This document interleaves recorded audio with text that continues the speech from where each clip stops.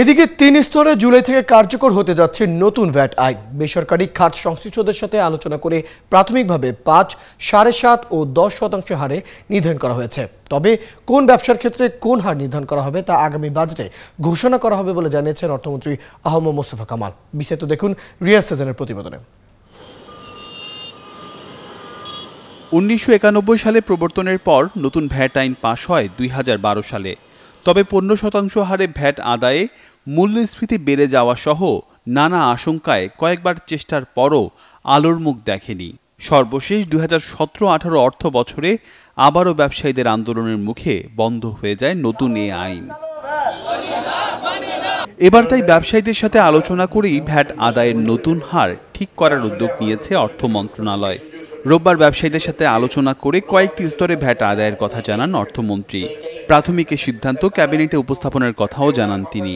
আমাদের তিনটা রেট, আগে একটা রেট ছিল, তিনটা রেট আমরা করেছি ৫, ৭.৫ এবং ১০।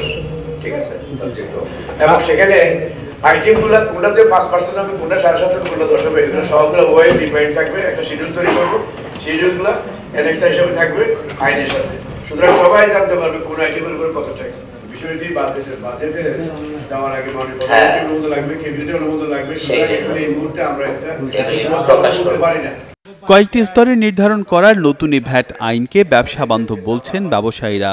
প্রিন্সিপালটা ঠিক করে দিলেন, এটা বাকি নেটিভিটি গুলো আমরা এনবিআর এর সাথে বসে আমরা এটা ঠিক করে দিই। ভ্যাটের ব্যাপারে আমাদের আর কিন্তু কোনো দুমত নাই, আমরা একসাথে সবাই এক জায়গায়। এই সময় বার্ষিক ৫০ লাখ টাকা টার্নওভার পর্যন্ত ব্যবসার ক্ষেত্রে ভ্যাট মওকুফ করার কথা উঠে আসে। পাশাপাশি ৫০ লাখ থেকে ৩ কোটি টাকা টার্নওভারের ব্যবসার ক্ষেত্রে ভ্যাট হার কমানোর ব্যাপারে আলোচনা হয়। ভ্যাটের রেট একাধিক হবে, আর একটা হলো আমরা যে থ্রেশহোল্ড একটা ছিল যে কোন পর্যন্ত ভ্যাট অব্যাহতি, সেই থ্রেশহোল্ডটা আমরা বাড়িয়েছি।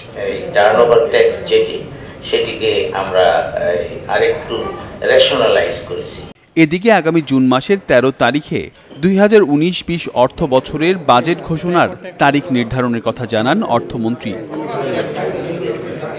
রিয়াজ সেজান, ৭১, ঢাকা।